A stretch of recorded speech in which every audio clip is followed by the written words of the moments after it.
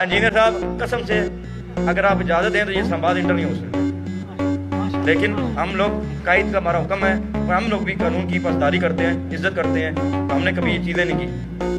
Not bad. Now you. ਜੀ ਫਰਕ ਖੋਕਰ ਸਾਹਿਬ ਸਾਡੇ ਵੀ ਕਾਇਦ ਦਾ ਹੁਕਮ ਆ ਕਿ ਤੁਸੀਂ ਕਦੀ ਵੀ ਕਾਨੂੰਨ ਨੂੰ ਹੱਥ 'ਚ ਨਹੀਂ ਲੈਣਾ ਔਰ ਨਾ ਹੀ ਕਾਨੂੰਨ ਦੇ ਦਾਇਰੇ 'ਚੋਂ ਬਾਹਰ ਨਿਕਲਣਾ ਵਾ ਔਰ ਇੱਕ ਪੁਰਅਮਨ ਤੌਰ ਤੇ ਇhtਜਾਜ ਕਰਨਾ ਵਾ ਜੋ ਕਿ ਮੈਂ ਸਮਝਦਾ ਵਾਂ ਕਿ ਹਰ ਸ਼ਹਿਰੀ ਦਾ ਇੱਕ ਬੁਨਿਆਦੀ ਹੱਕ ਆ ਕਿ ਉਹ ਇhtਜਾਜ ਰਿਕਾਰਡ ਕਰਵਾ ਸਕਦਾ। ਬਾਕੀ ਰਹੀ ਗੱਲ ਸਰਕਾਰ ਇਸਲਾਮਾਬਾਦ ਐਂਟਰ ਹੋਣ ਦੀ ਤੇ ਇਹ ਰਜਬ ਬੱਟ ਨਹੀਂ ਆ, ਇਹ ਇਮਰਾਨ ਅਹਿਮਦ ਖਾਨ ਨਿਆਜ਼ੀ ਆ ਤੇ ਤੁਹਾਨੂੰ ਨਹੀਂ ਪਤਾ ਕਿ ਇਹ ਕਿਸ ਬਲਾ ਦਾ ਨਾਮ ਆ।